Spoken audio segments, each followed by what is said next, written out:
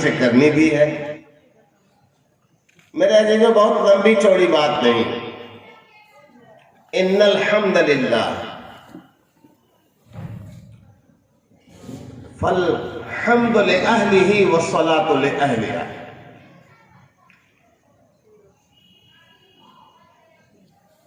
آپ سے کھری کھری دو ایک باتیں کرنی ہیں۔ میں بہت بہت بہت مبارکباد پیش کروں گا کہ اس مذکورہ ادارہ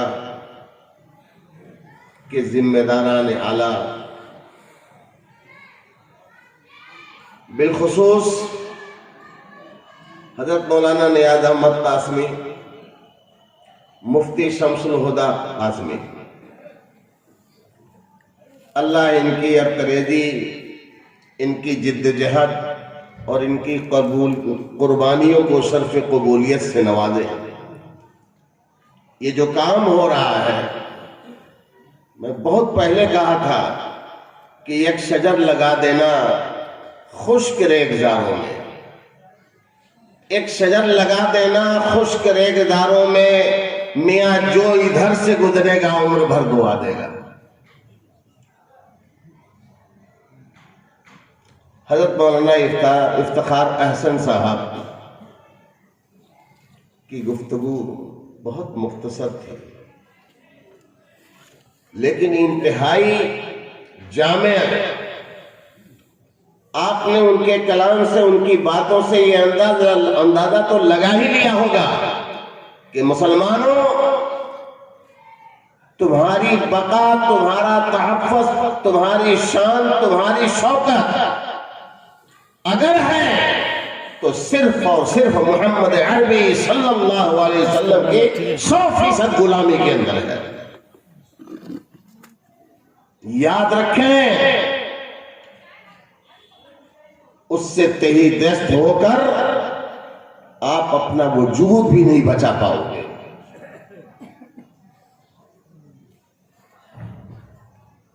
میرے عزیزو، اب بھی غنیمت ہے، یہ مت سمجھیے کہ معاملہ ختم ہو گیا ہے۔ یہ جو پچھلے دنوں میں عجیب عجیب عنوانات سے جو حالات پیدا ہوئے، یہ فیصلہ کن نہیں ہے، ابھی تو محاذ اور سجے ہوئے ہیں۔ یہ تو ہمیں اور آپ کو جھنجھوڑنے کے لیے، آپ کو بیدار کرنے کے لیے، اور میں سمجھتا ہوں کہ آپ کو ابھارنے اور اکسانے کے لیے ایک ٹرائل چل رہا تھا۔ مسجدوں میں آپ کو روک دیا گیا، مدرسے آپ کے مقفل کر دیے گئے۔ دارالعلوم دیوبند کے سفیر ہمارے پاس تشریف لائے،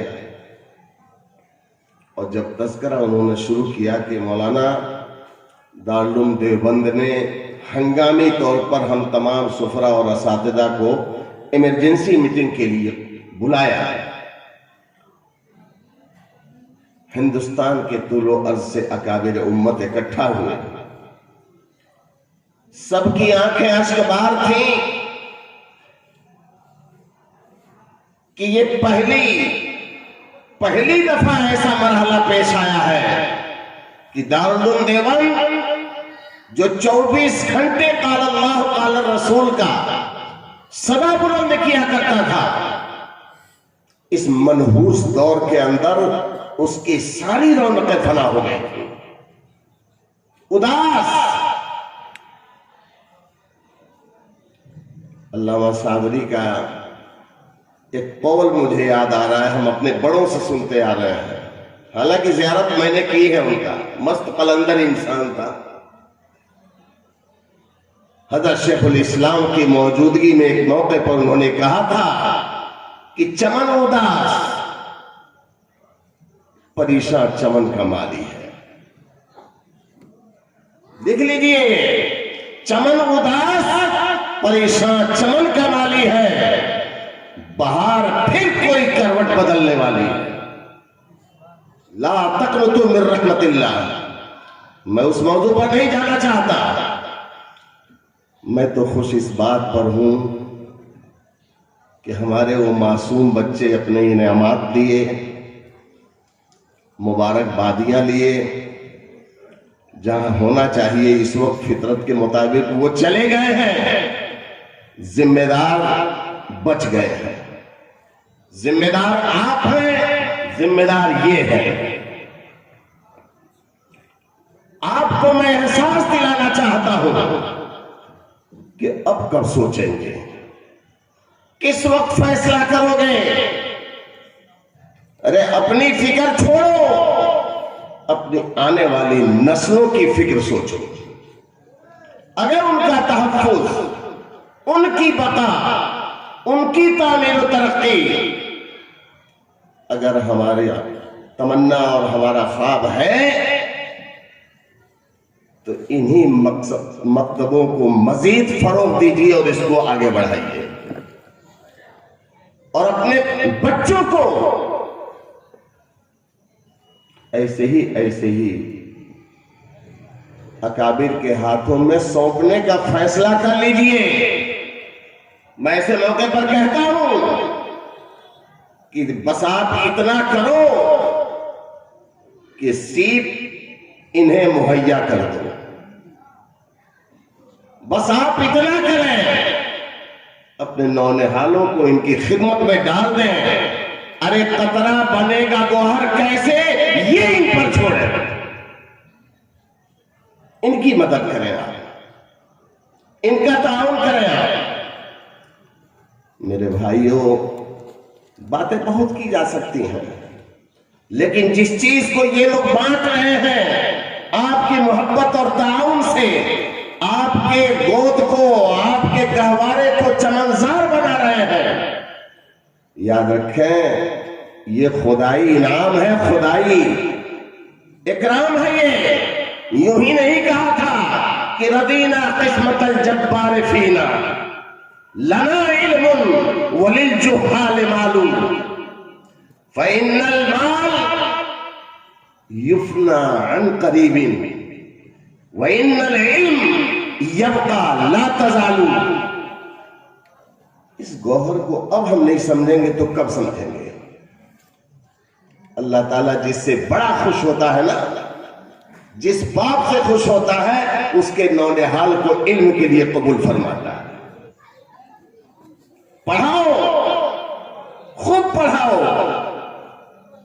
میں پڑھانے میں اتنی وسعت رکھتا ہوں کہ وقت کا مورخ بناؤ، فلسفی بناؤ، سائنسدان بناؤ، بہتر سے بہتر ڈاکٹر بناؤ، بڑے سے بڑے ایڈوکیٹ بناؤ، جج بناؤ، کلکٹر بناؤ، مگر ان ساری چیزوں سے پہلے اپنے بیٹے کو تم انسان بناؤ۔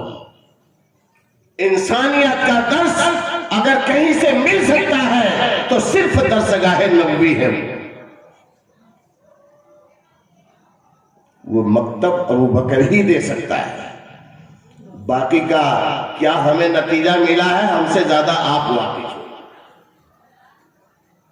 میں ان بچوں کو، ان کے حوصلوں کو سلام کرتا ہوں، ان کے جوش و مزید امنگوں کو بڑھانے کے لیے میں ان کو مبارکباد دیتا ہوں، لیکن آپ کے مدد سے، چونکہ اصل بنیاد آپ ہیں، میں سمجھتا ہوں کہ اس میں سے اکثر وہ حضرات ہیں جن کے بچے یا بچیاں کم از کم اس ادارے سے متعلق ہوں گی، ہے نا ایسا؟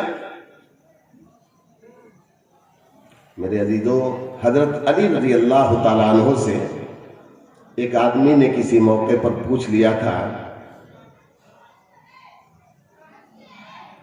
حضور اب میں فارغ ہو چکا ہوں، حالات میرے ناگزیر ہیں، یہ بتائیں کہ میں علم حاصل کروں یا دولت کمانے کے جو بے شمار راستے کھلے ہوئے ہیں اس پگڈنڈی کو میں اختیار کر لوں؟ تو حضرت علی رضی اللہ تعالیٰ عنہ نے بڑے صاف انداز میں یہ فرمایا تھا کہ علم حاصل کرو، مال و دولت کے فکر مت کیا کرو۔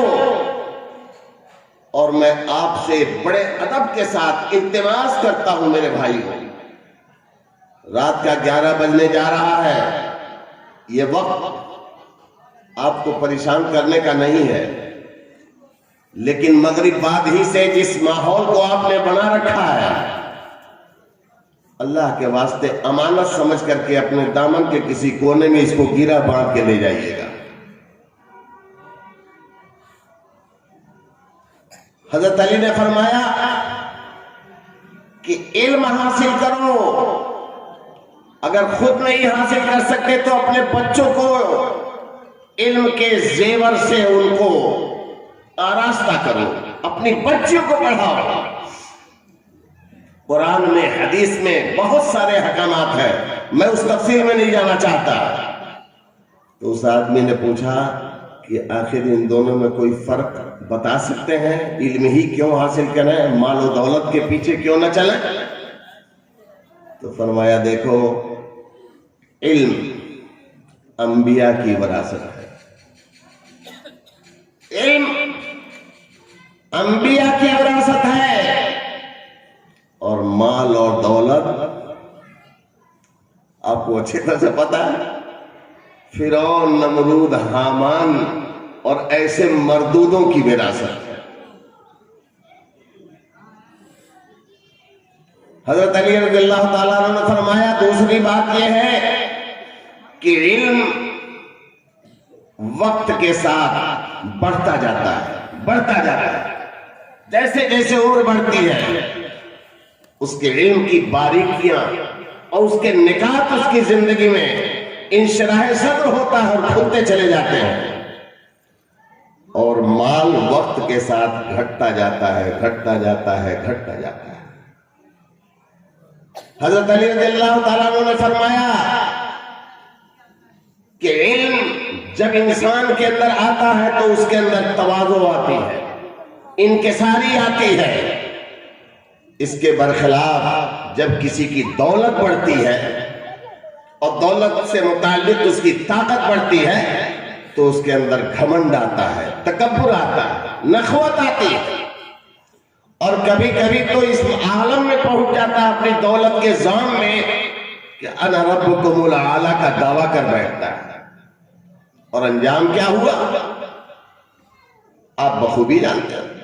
لیکن علم جب آتا ہے اور علم کثرت سے آتا ہے تو جیسے جیسے علم بڑھتا ہے مخلوقات کے دلوں میں اللہ تعالیٰ اس کی محبت اسی انداز سے بڑھاتے چلے جاتے ہیں۔ جیسے علم بڑھے گا لوگوں میں محبت بڑھے گی۔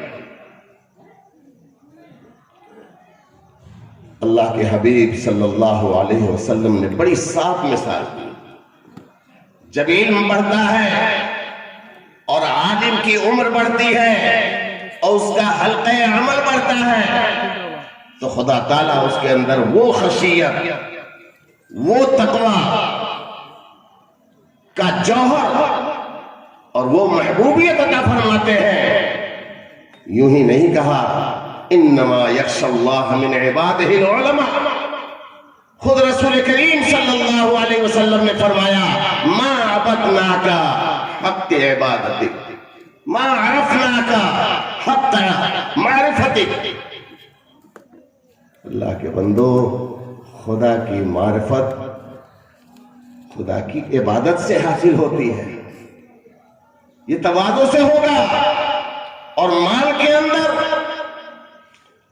علم جس قدر استعمال کریں گے، جیسے جیسے اس کو بانٹیں گے تو علم کسی کا گھٹتا نہیں ہے، مزید اس کے اندر بہار آتی ہے، وہ بڑھتا چلا جاتا ہے۔ لیکن مال اور دولت اس کا انجام ہمارے سامنے ہے، بڑے بڑے رکھ کر کے سہیج کر کے جمع کر کے بنڈل باندھ کے رکھنے والوں کا انجام ہمارے سامنے بالکل آئینے کی طرح سے کھلا ہوا ہے۔ اس لیے دھیان سے، دماغ سے وہ بات نکال دیجئے۔ اور سب سے بڑی عجیب بات، خود پیر طریقت، رہبر شریعت حضرت مولانا ذوالفقار احمد صاحب نقشبندی نے ایک بڑی عجیب بات بتائی کہ میاں علم حاصل کرو، تمہارے پاس علم ہے تو جس قدر چاہو گے تم دولت اس سے کما سکتے ہو۔ علم ہے تو خدا تعالیٰ اس کی برکت سے تمہیں خود دولتوں کے انبار پر کھڑا کر دے گا۔ دولت تمہیں کمانا نہیں پڑے گا، دولت تمہاری جوتیوں میں پڑی نظر آئے گی، دولت تمہارے پیچھے پیچھے گہار لگاتی ہوئی چلے گی، مجھے بھی اپنا لیجیے۔ پہلے استغنا کر کے تو دکھاؤ، اللہ کی معرفت حاصل کرو، دنیا تمہارے قدموں میں لٹی پڑی رہے گی۔ لیکن اس کے برخلاف آپ دنیا بھر کی دولت جمع کر لیجئے اور اس سے علم حاصل کرنا چاہیں تو کر پائیں گے بھائی؟ آپ بتائیں کر پائیں گے؟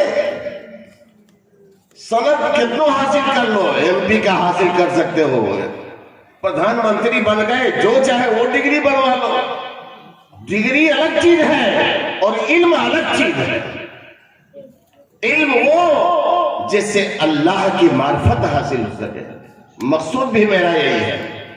میرے عزیزو، آپ کا وقت زیادہ ضائع نہ ہو، ابھی ہے موقع، غنیمت ہے کچھ، ارے کچھ لے کے جائیں لوگ تو سن لیجئے کہ آخری بات سنیے۔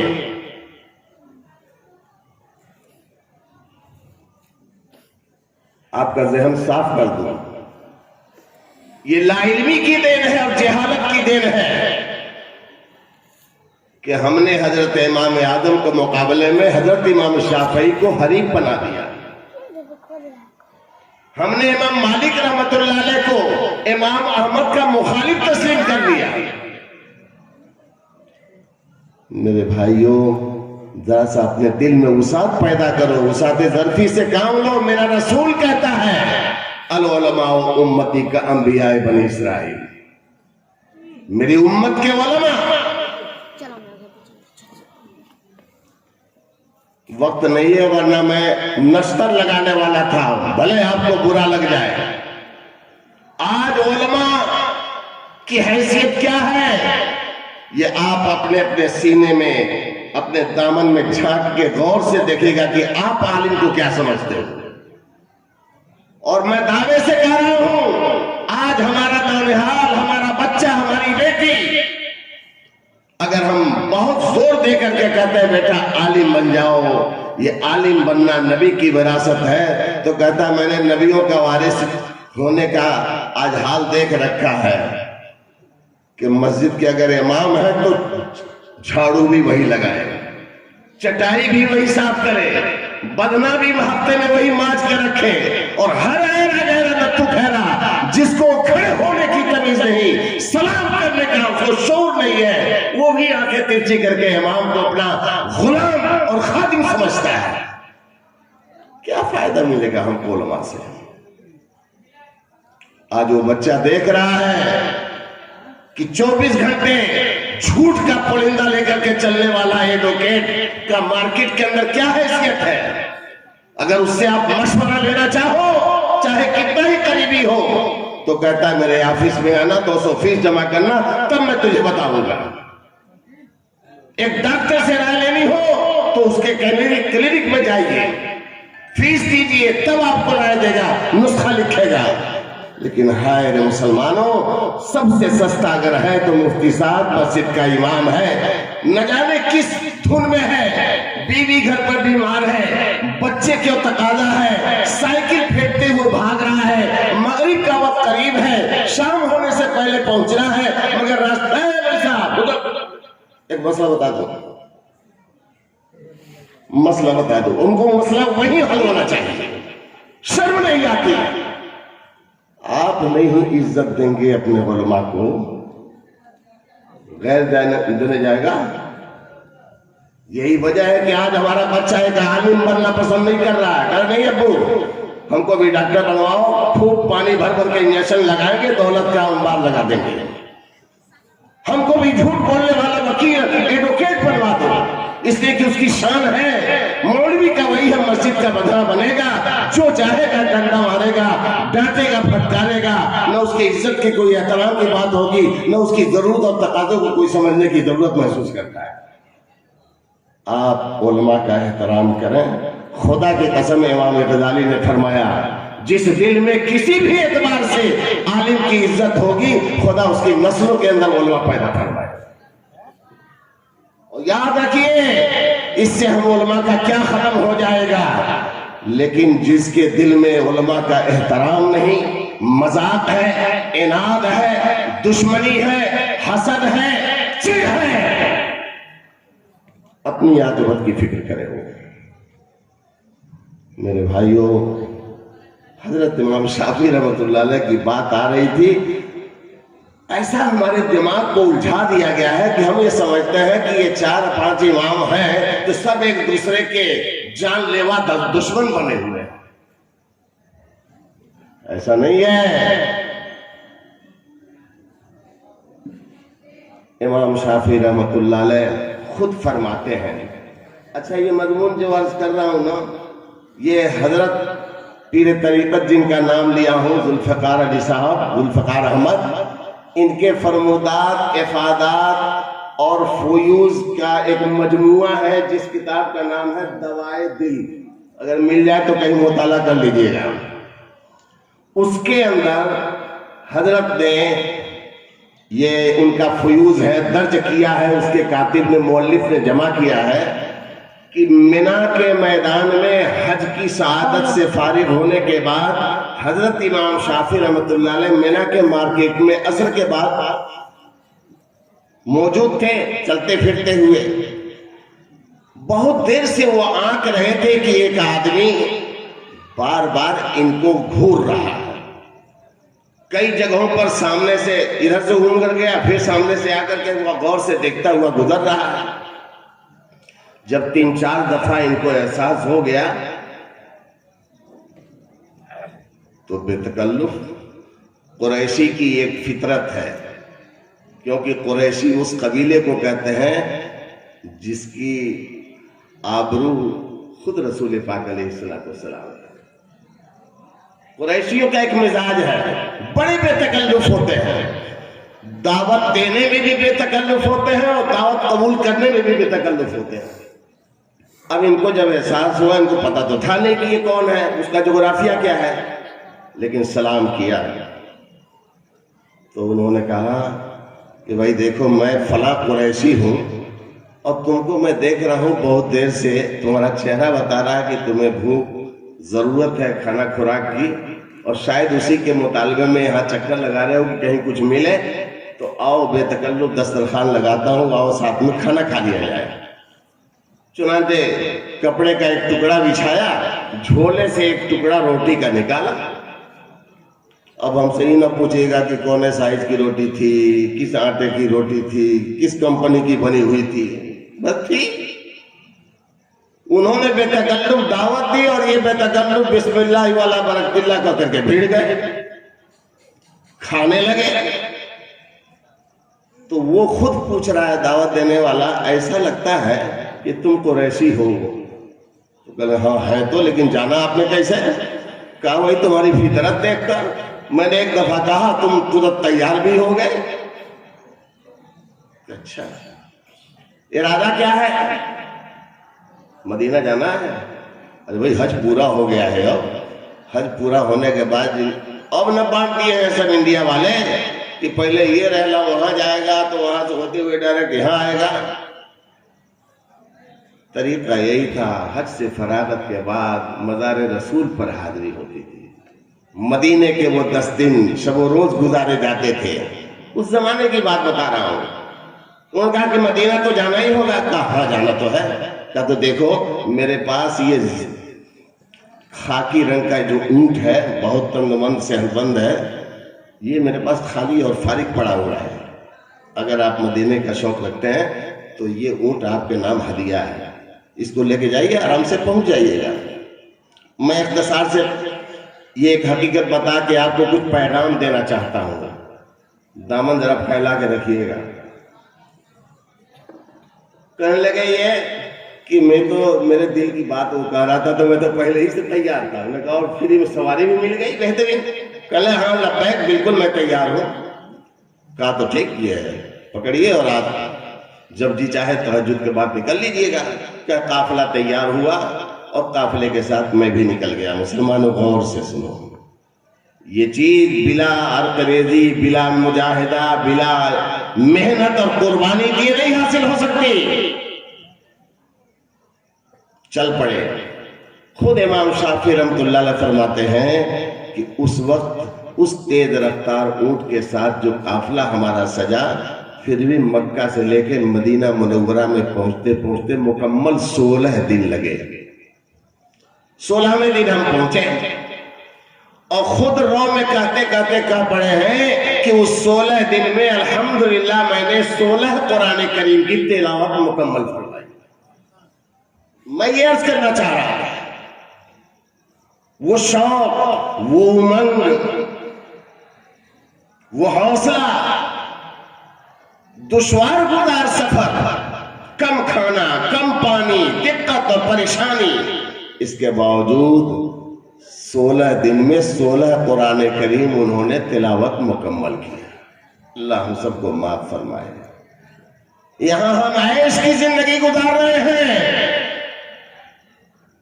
اللہ نہ کہلوائے مجھ سے کہ زندگی گزر جاتی ہے پورا ایک قرآن کریم ہم نے ابھی یہ سعادت بھی نہیں حاصل کیا. اور حاجیوں کا عالم, ہم تو حج کر کے آتے ہیں تو پتہ بھی نہیں چلتا کہ کوئی مسلمان آ رہا ہے کہ کوئی یہودی آ رہا ہے حج کر کے. اس لیے کہ جاتا ہے اللہم لبیک کہتے ہوئے سن کے, لوٹتا ہے تو خالی بلیک کا مال لے کے آتا ہے. اور حاجی ہے, خدا کی قسم پہلے کے حاجی آتے تھے تو سینکڑوں کو کلمہ پڑھا کر کے اسلام سے سرفیاب کراتے ہوئے آتے تھے. آج ہم خود مسلمان کے حیثیت سے نہیں آ پاتے ہیں. میرے عزیزوں 16 قرآن مکمل کیا.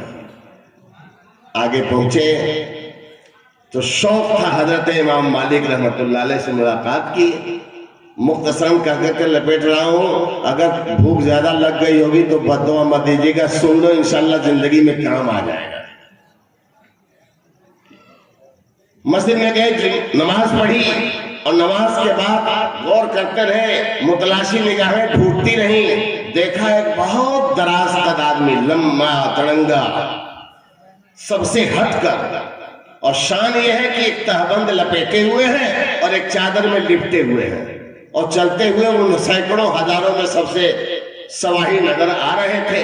ان کے دل نے سمجھ لیا کہ یہی حضرت مالک ہوں گے.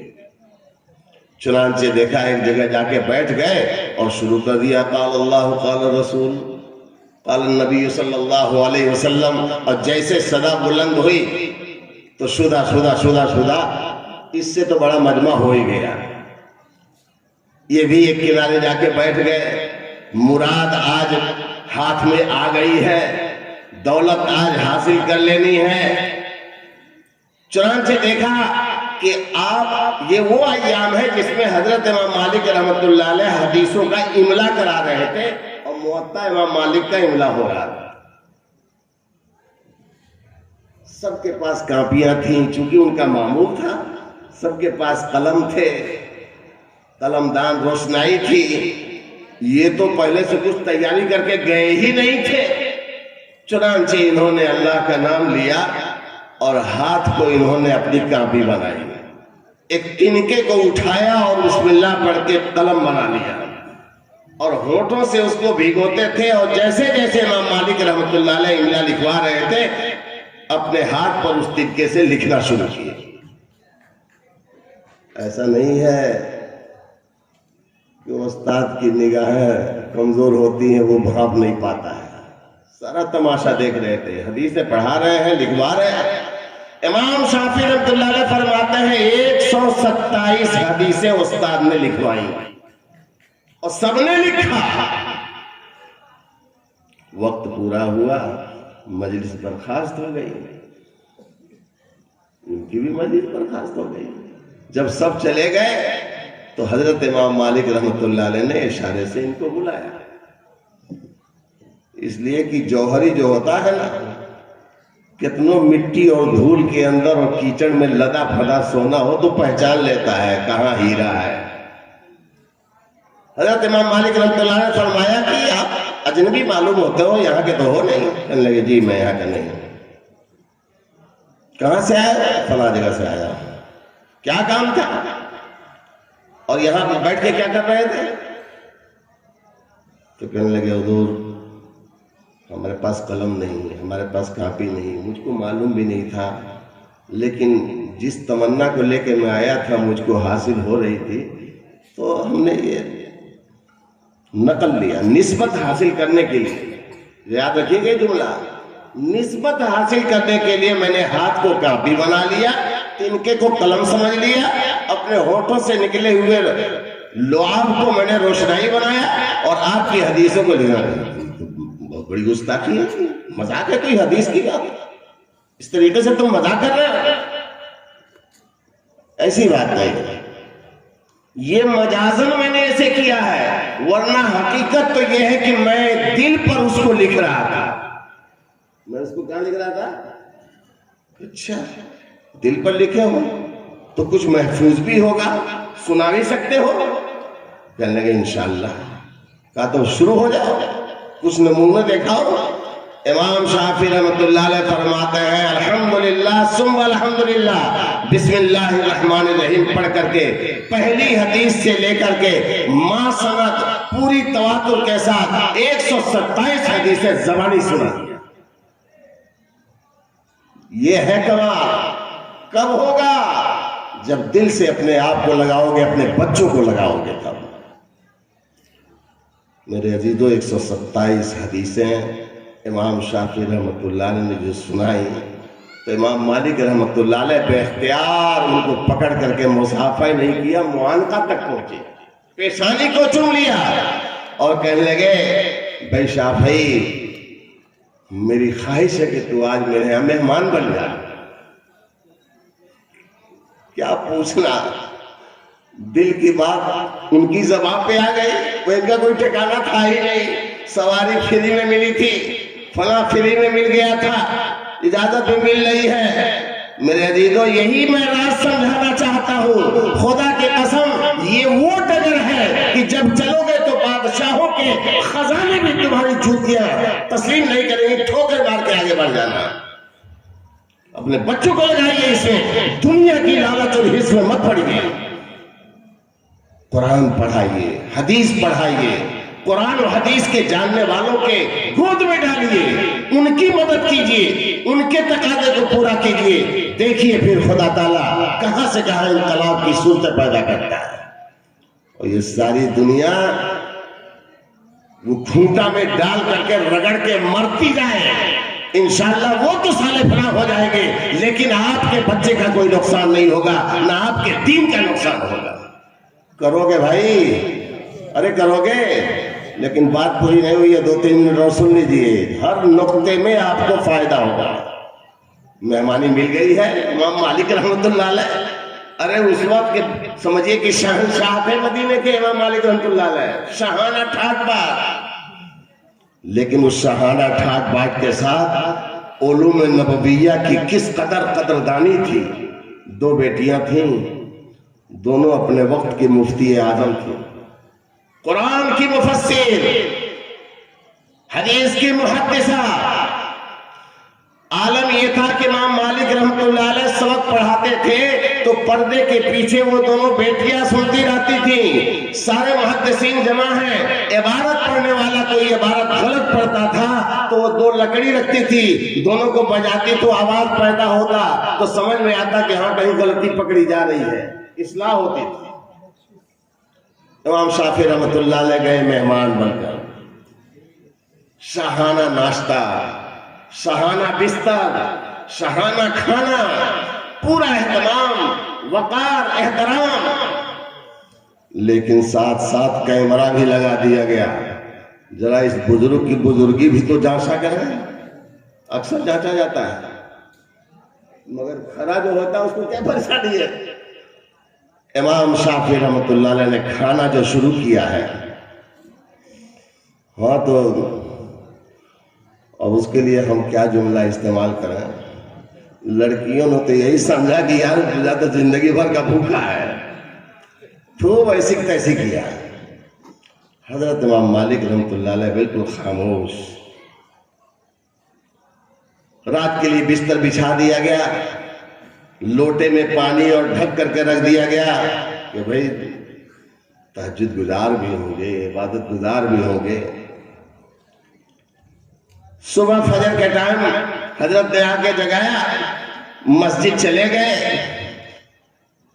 ہم لوگ سب سے پہلے بیت الخلا جاتے ہیں، وضو کرتے ہیں، ضرورت پڑ جاتی ہے غسل کرتے ہیں، منہ کا گرد و غبار نکالتے ہیں۔ وہ جناب سیدھے مسجد میں اللہم افتح لی ابواب رحمتک کا کہہ کر کے مصلی پر پہنچ گئے، نماز پڑھی، دعائیں ہوئیں، انتظار کیا، اشراق و چاشت مکمل کیا۔ چونکہ پیر کے ساتھ ہیں تو مزاج کے خلاف نہ ہونا چاہیے۔ پھر لوٹ کر کے ناشتے پر آئے، جو رات کی کسر رہی تو اس وقت پورا کر رہے ہیں۔ سب کچھ ہوا، لیکن اس کے بعد حضرت امام مالک رحمۃ اللہ نے کہا کہ شافعی، طبیعت تو بہت خوش ہوئی تم سے، اللہ تعالیٰ تمہیں اور ترقی سے نوازے، لیکن ساتھ ساتھ کچھ شکایتیں ہیں ہمارے گھر میں تمہارے خلاف۔ حضرت ارشاد فرمایا کون سی مجھ سے خطا ہوئی، کیا شکایت ہو گئی؟ کہا دو شکایت ہے۔ پہلی شکایت تو یہ کہ تمہیں کھانے میں جو بیٹھے دسترخوان پر تو کوئی شعور نہیں ہے، ایسا لدائی کیے ہو، اس طریقے سے آج تم نے اٹھایا ہے جیسا لگا زمانے سے ملا ہی نہیں تھا، اور ہو سکتا کچھ زمانے تک ملنے والا بھی نہیں ہے۔ کہا بخدا جس وقت میں آپ کے دسترخوان پر بیٹھا اور وہاں جو کھانا لقمے کے ساتھ میرے تن بدن کے اندر گیا، جو نورانیت کی برسات موسلادھار ہوئی ہے، تو حضرت میں نے سوچ لیا کہ یہ غنیمت ہے۔ اتنا لذیذ، اتنا نورانی، اتنا روح پرور کھانا آج تک بچپن سے نہیں کھایا ہوں، اور نہ جانے پھر اس کے بعد تا حیات مجھے دوبارہ نصیب ہوگا کہ نہیں ہوگا۔ تو جس قدر ہو سکا آپ کے دسترخوان کے حلال رزق سے میں نے نور اپنے اندر جمع کرنے کی کوشش کی ہے۔ آپ کہو کہ کیسا نور؟ ہم لوگ ذرا سا ایک پلیٹ ڈبل اگر پلاؤ بریانی کھا لیں تو رات بھر کیا حسر ہوتا ہے، پڑوسی سے جگہ پوچھئے۔ کم سے کم 10 مرتبہ دست آتا ہے، 50 بمباری کرتے ہیں۔ سنیے کیا ہے نور، خوب کھایا۔ کہا دوسری شکایت؟ کہا یار لوٹے میں پانی رکھا تھا تمہاری ہمدردی میں کہ رات میں اٹھو گے، کچھ تقویٰ طہارت کرو گے، عبادت کرو گے، وظیفہ پڑھو گے۔ کہنے لگے حضرت وہ جو میں نے بے تحاشا اپنے پیٹ میں، اپنے حلق میں، اپنے بطن میں آپ کے حلال رزق سے جو نور اور نورانیت اور فیض اور برکات تھے میں نے حاصل کیا ہے، ہم کو بستر پر جانے کی ضرورت ہی نہیں پڑی۔ ایک دفعہ سوچا کہ تھوڑا کمر سیدھی کروں، لیکن اس نور نے مجھ کو سونے نہیں دیا، اور آج کی رات میں نے بستر چھوڑ دیا، میری کمر بھی نہیں لگی۔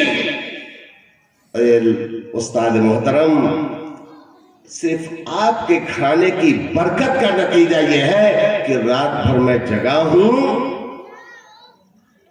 اور صرف ایک جملے سے، وہ کیا ہے بڑا مشہور ہے، یا ابا عمیر ما فعل النعیر،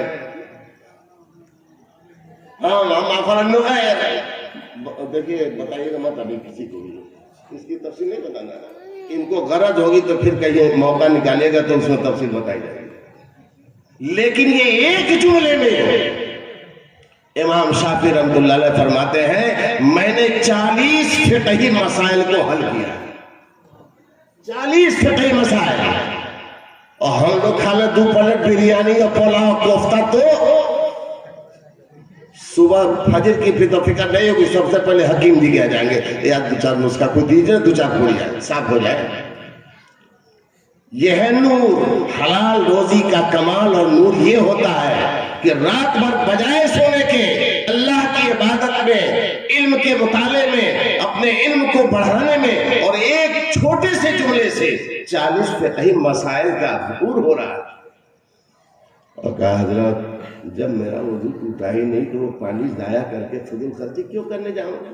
میرا تو وضو وہی باقی ہے اب تک، میں نے فجر بھی پڑھی ہے پورے مجمع کوئی مرد مجاہد ایسا جو عشاء کے وضو سے فجر بھی پڑھ لے اور اشراق و چاشت بھی؟ قیامت آ جائے گی، ایسا ہو ہی نہیں سکتا۔ ایسی لڑائی ہوتی ہے کہ 2 گھنٹہ تو بہت مشکل ہے، بستر بھی خراب ہوتا ہے اور وہ گھر بھی خراب ہوتا ہے۔ میرے بھائیوں، میرے عزیزوں، میرے دوستوں، یہ سارا فیض آپ پا سکتے ہیں۔ مولانا افتخار حسن صاحب، اللہ تعالیٰ اس نوجوان کے علم میں مزید ترقی عطا فرمائے اور اس کے عمل و اخلاص کے اندر بھی برکت عطا فرمائے۔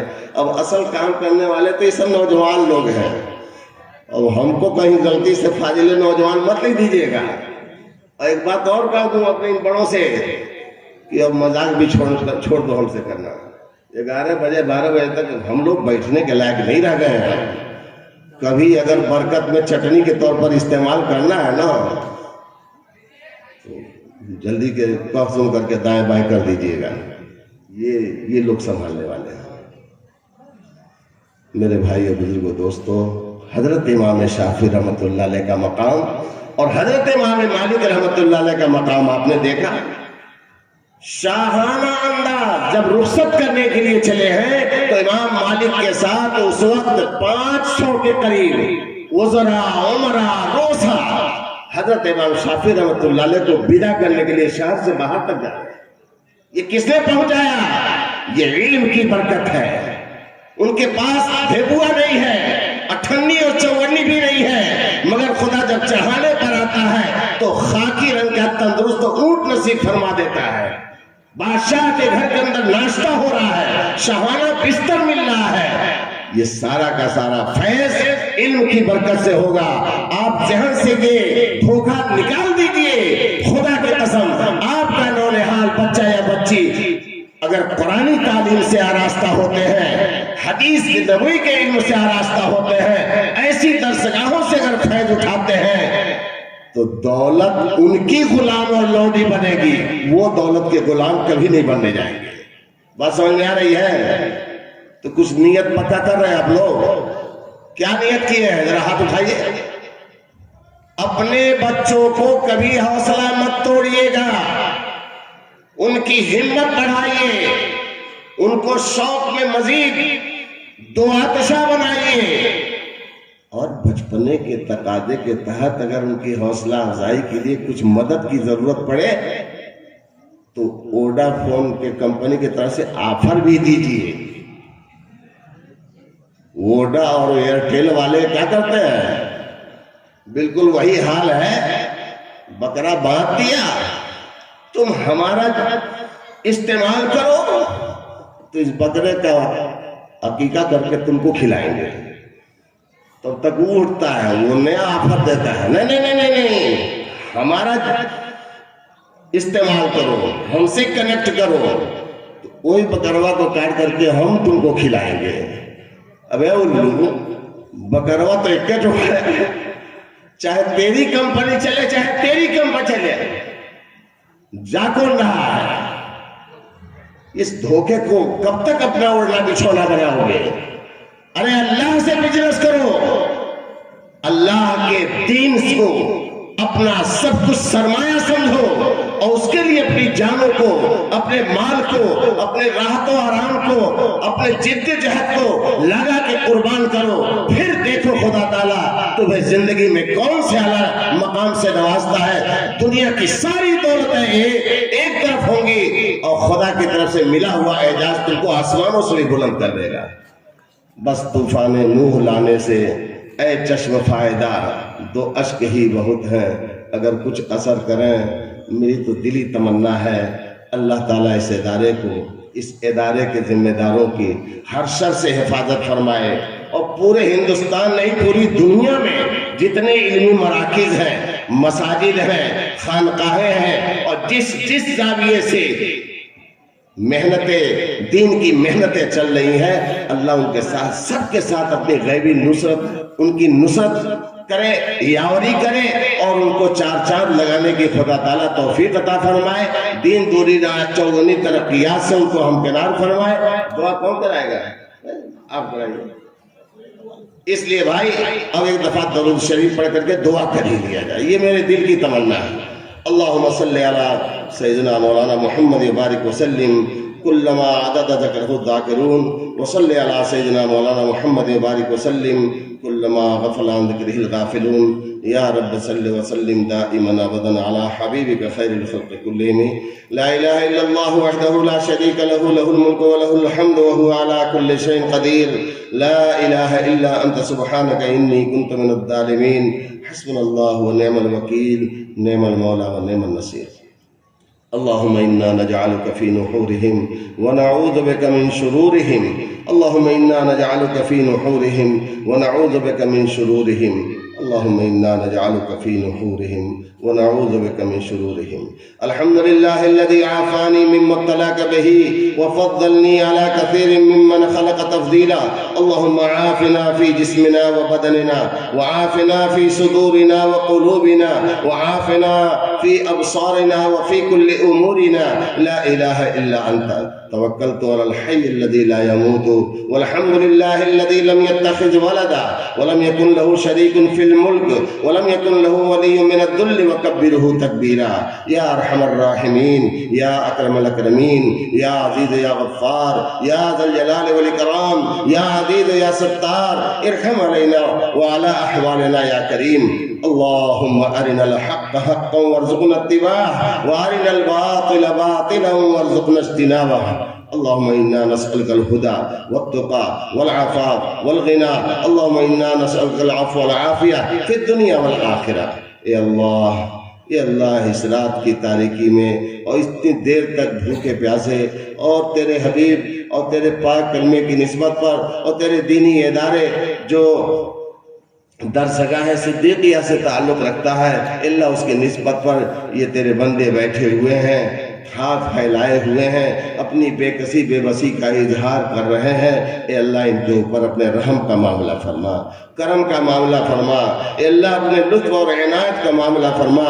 اے اللہ اگر تو نہیں لطف و عنایت کرے گا اور تو نہیں حفاظت و سیانت کرے گا اور تو نہیں اپنے رحم کی چادر میں ان کو سایہ نصیب کرے گا تو دنیا تو ان کے خاتمہ اور جڑ سے اکھاڑ پھینکنے کی کوششوں میں لگی ہوئی ہے، اور جگہ جگہ ہماری بدعمالیوں کے نتیجے میں ان کے منصوبے کامیاب ہوتے بھی نظر آ رہے ہیں۔ لیکن یہ اللہ ہمیں پتہ ہے یہ سب ہماری نگاہوں کا دھوکہ ہے، یہ باطل کا فتنہ ہے۔ اے اللہ حق حق ہے، باطل باطل ہے۔ تو خود اپنے کلام کے اندر اعلان کرتا ہے جاء الحق وزہق الباطل ان الباطل کان زہوقا۔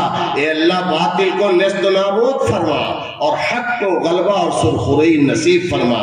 اے اللہ اس کے لیے آپ کی توفیق اور آپ کی مرضی اور آپ کی نصرت اگر نہیں نصیب ہوگی تو ہمارا کوئی ٹھکانہ نہیں رہے گا۔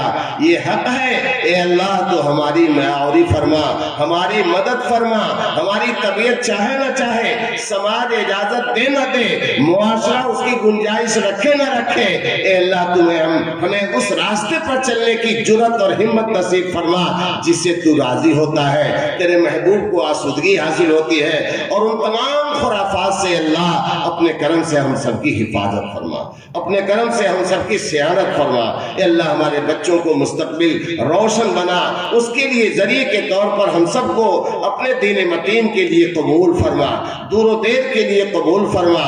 اے اللہ بہت ہو چکا، اب تو تیرا غضب انتہا کو پہنچ چکا ہے، باطل بھی اپنی شرارتیں اور خباثتیں آخری حد تک پہنچا چکے ہیں۔ اے اللہ اپنے رحمت کو، اپنے کرم کو جوش لا اپنے حبیب کے صدقے میں، اپنے محبوب کے صدقے میں، اے اللہ اپنے چاہنے والے مقربین کے صدقے میں اب تو رحم کا معاملہ فرما دے۔ اے اللہ اپنے محبوب کی عزت کی سلامتی کے لیے اے خداوند کریم ہمیں تو یہ کہنے کی جرأت بھی نہیں ہو رہی ہے، ہمت بھی نہیں ہو رہی ہے، مگر بار بار دل میں یہ بات آتی ہے۔ بار بار دل میں بات کیوں آتی ہے؟ اس لیے کہ تیرے محبوب نے ہمارا حوصلہ بڑھایا ہے، علماء و उम्मती का अंबिया बनी इसराइल कह करके हमें एक सहारा उन्होंने दे रखा है। ये अल्लाह वही ग़ज़वा बद्र का मकाम था। 313 मुजाहिदीन बेसर सामानी के आलम में खड़े थे, मगर मेरे रसूल हमेशा आपके सामने सजदा रेज़ थे। सजदे में आपसे वो दुहाई दे रहे थे, फरियाद कर रहे थे। और आखिर वक्त में ऐसा भी आया कि मेरे रसूल ने अपनी जबान से ये कह दिया था, ए अल्लाह तेरे सामने ये 313 खड़े हैं, अगर आज ये खत्म हो जाएंगे तो फिर क़यामत तक इस रूए जमीन पर तेरा कोई नाम लेवा नहीं रह पाएगा। ए अल्लाह खुदा न करे हम तो उस बड़ी बात को नहीं सकते, मगर अपने हबीब के कौल के सत्य में आपसे हम वो दुहाई जरूर देंगे कि हम बहुत कमजोर हैं, हम बहुत कमजोर हैं, नातवा हैं, बेकस हैं, बेबस हैं। ए अल्लाह इस वक्त सवाए तेरी मदद के हमारा कोई दूसरा दर नहीं है, कोई दूसरा ये अल्लाह विकल्प नहीं है, कोई दूसरी मुतबादिल चीज नहीं है। हमें तो सिर्फ आपके रहम करम की भीख चाहिए। अल्लाह पूरी उम्मत पर अपने करम की भीख नाजिल फरमा। अल्लाह मदरसों को वसाअत के साथ चलने की तौफीक और सआदत नसीब फरमा। मस्जिदों को बिल्कुल आज़ादी के साथ आबाद और शादाब रखने के लिए मुसलमानों को उसके लिए कबूल फरमा। अल्लाह हमारी दुआओं को अपने हबीब सरवर कायनात हज़रत मोहम्मद रसूलुल्लाह सल्लल्लाहु अलैहि वसल्लम के सदक़े तफ़ैल में कबूल फरमाकर हम सब के लिए ज़ख़ीरे आखिरत बना। व सल्लल्लाहु तआला अला खैरि ख़ल्क़िही व अला आलिही व सहबिही अजमईन बिरहमतिक या अरहमर राहिमीन। अस्सलामु अलैकुम। जो हज़रात क़ज़ाए हाजत से फारिग होना चाहते हो